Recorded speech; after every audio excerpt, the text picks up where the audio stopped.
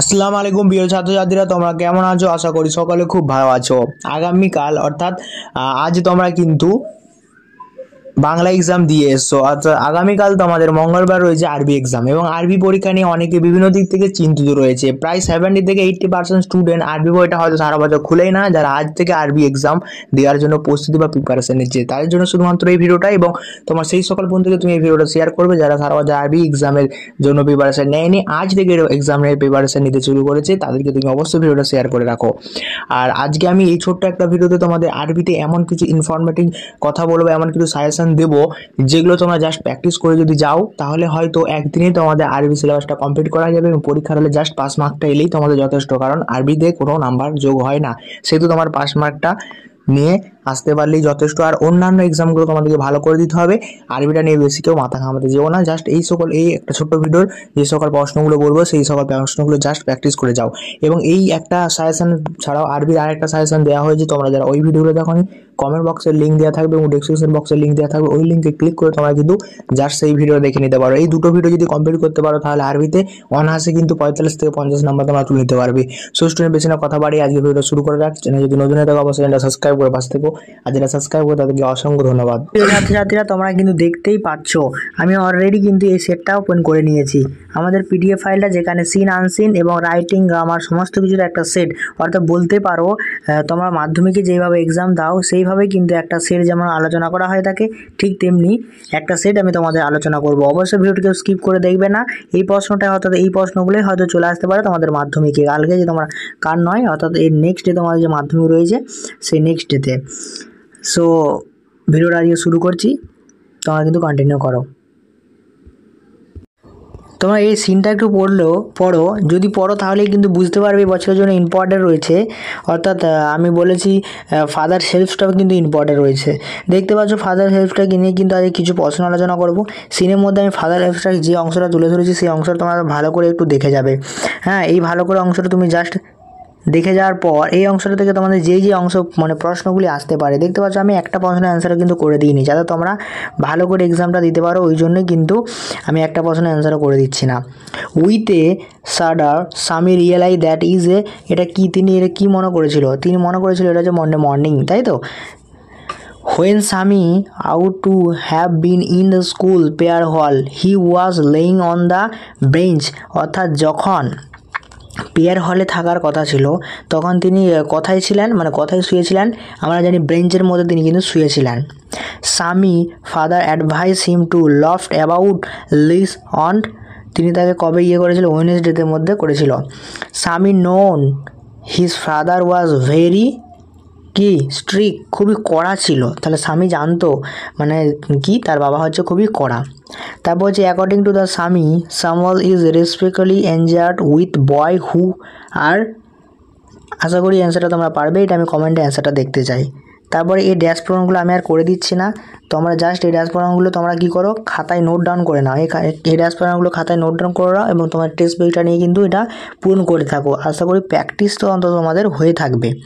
তারপরে এই যে সাপোর্টিং স্টেটমেন্ট 2 নম্বরের জন্য যে সাপোর্টিং স্টেটমেন্ট থাকে, এগুলোও তোমরা কিন্তু খাতায় নোট ডাউন করে করতে থাকো, তাহলে তোমাদের প্র্যাকটিসটা হয়ে থাকবে, তাহলে পরীক্ষার হলে কোনো প্রকার অসুবিধা তোমাদের হবে না। তারপরে পরবর্তী প্রশ্নগুলো দেখে নাও। তার পরবর্তী এই যে তোমাদের একটা তোমাদের কবিতা থাকে, the gross of left and foot and well the snail থেকে, এবছরের জন্য খুব খুব ইম্পর্টেন্ট এই কবিতাটা। তোমরা জাস্ট আমি অনুরোধ করব এইটা অন্তত প্র্যাকটিস করে যাও, এই প্রশ্নগুলো অন্তত প্র্যাকটিস করে যাও, এখান থেকে হয়তো তোমাদের চলে আসতে পারে। আশা করি তোমরা দেখবে বেশিরভাগ সময় কি হয় বলো তো, এই যে কবিতা থেকে যে প্রশ্নগুলো থাকে এমসিকিউগুলো, সেগুলো একটু ঘুরিয়ে দেওয়া থাকে।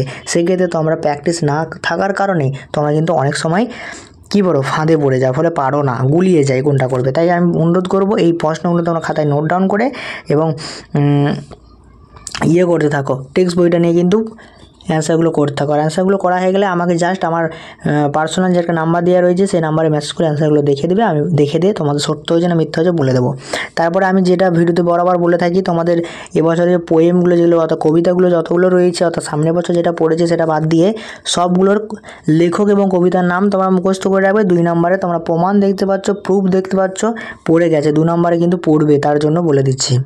তারপরে আনসিনটা তোমরা প্যাসেজটা দেখে নাও। এর হচ্ছে তোমাদের আনসিন প্যাসেজ। আনসিন প্যাসেজটা দেখা হয়ে যাওয়ার পর দেখতে পাচ্ছ এটা হচ্ছে তোমাদের আনসিন প্যাসেজ। এখানে সাপোর্টিং স্টেটমেন্টগুলো দেখে নাও। তারপর হচ্ছে ট্রু মার্কের এখান থেকে 2টো প্রশ্ন করতে হয়, তাই তো তোমরা জানো 4টে দেওয়া থাকে।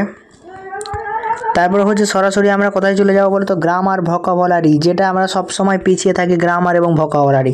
এবং তোমরা যদি চাও তাহলে আমি গ্রামার এবং ভোকাবুলারি অর্থাৎ এই বছর পর্ষদ থেকে যে তোমাদের টেস্ট পেপার দেওয়া রয়েছে, এই পর্ষদ থেকে টেস্ট পেপারে যতগুলো গ্রামার রয়েছে ভোকাবুলারি রয়েছে একটা ভিডিওর মধ্যে জড়া করে আমি তোমাদের মানে পুরোটা ডিটেলসে আলোচনা করে দেবো, যদি তোমরা কমেন্ট করো। আর কমেন্ট না করলে কিন্তু ভিডিও আসবে না। দেখো ভোকাবুলারি এবং গ্রামার থেকে যেই প্রশ্নগুলো পড়েছে এবং এগুলোর আমি অ্যান্সার করে দিচ্ছি, তোমরা কিন্তু দেখতে থাকো। দেখো তোমরা এটা গ্রামারের অ্যান্সারগুলো তোমরা দেখে নাও। এখানে প্রথম অ্যান্সারটা কী হবে না, রাইনা গ্রোউস হবে। তারপর অ্যান্সারটা হবে তোমার ওয়াজ কাট হবে, CAUGHT। তারপরে হবে তোমার উইল বি সিঙ্গিং হবে, হ্যাঁ উইল বি সিঙ্গিং। তারপরে অ্যান্সারগুলো দেখে নাও। প্রথম অ্যান্সারটা কী হবে বলো তো, প্রথম অ্যান্সারটা হবে সোনামা Khatun is a student of class 10, C loves to red story books.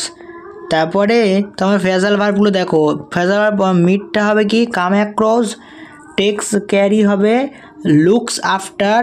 তারপর হচ্ছে রিজেক্টেডটা হবে তোমার টার্ন ডাউন। আশা করি বুঝতে পেরেছো। এবং এই ডু অ্যান্ড ডাইরেক্টগুলো স্ক্রিনের মধ্যে একটা ছবি দিয়েছি, ওটা দেখে তোমরা কিন্তু করে নাও। আশা করি কোনো প্রকার বুঝতে অসুবিধা হলে অবশ্যই কমেন্ট করবে। তারপরে তোমরা এইগুলো দেখে নাও, রাইটিংগুলো দেখে নাও। রাইটিংগুলো তোমাদের মূল হচ্ছে রাইটিং, এই রাইটিংগুলো তোমরা দেখে নাও। প্রথম নম্বর রাইটিং, তারপরে দ্বিতীয় নম্বর রাইটিং তোমরা যেটা দেখতে পাচ্ছ এইটা হচ্ছে দ্বিতীয় নম্বর রাইটিং, অর্থাৎ একটা লেটার পড়েছে, এডিটোরিয়াল লেটার। তারপরে তোমরা দেখতে পাচ্ছ একটা প্যারাগ্রাফ রয়েছে, সেটা হচ্ছে কাজী নজরুল ইসলামকে নিয়ে। আশা করি ভিডিওটা তোমাদের ভালো লেগে থাকে, আবার যদি ভালো লেগে থাকে অবশ্যই চ্যানেলটা সাবস্ক্রাইব করবে, পাশে থেকো। আর যারা সাবস্ক্রাইব করে তাদেরকে অসংখ্য ধন্যবাদ। তো বাই, আবার নেক্সট ভিডিও তোমার সাথে দেখা হচ্ছে আজ রাত 10টার সময়, ঠিক একটা গ্রামার এবং রাইটিংয়ের সাজেশন নিয়ে আপলোড ভিডিও করব। বাই।